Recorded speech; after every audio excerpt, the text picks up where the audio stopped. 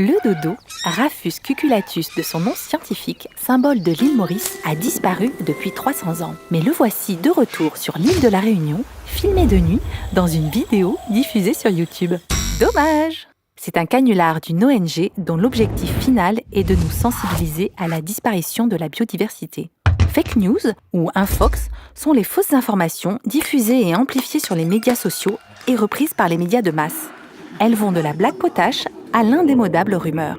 À côté des canulars drôlatiques, les infox alimentent aussi les théories du complot, les campagnes de propagande et les sites de conspiration. Barack Obama, l'ancien président américain, appartiendrait au peuple souterrain des reptiliens en passe de prendre le contrôle de l'humanité. Les indices ? Ses yeux verts mobiles et sa longue langue de vipère. Les théories du complot sont séduisantes car elles nous donnent l'impression d'être plus malins que tout le monde. Comme les preuves qu'elles avancent sont difficiles à réfuter, le mieux est encore de semer le doute sur les sources de son interlocuteur.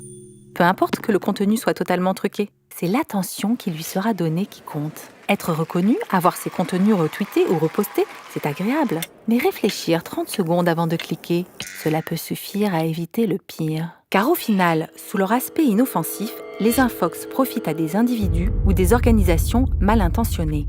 L'infox, c'est vendeur, cela crée de l'audience, suscite des likes, fait cliquer et finit par rapporter très gros.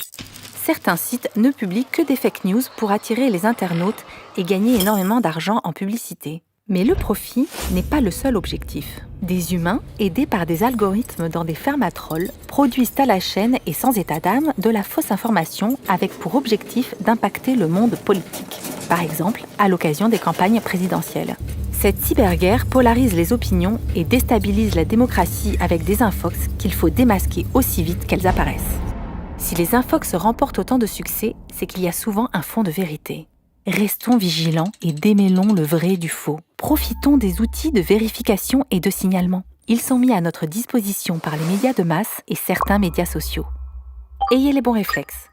Prenez de l'air.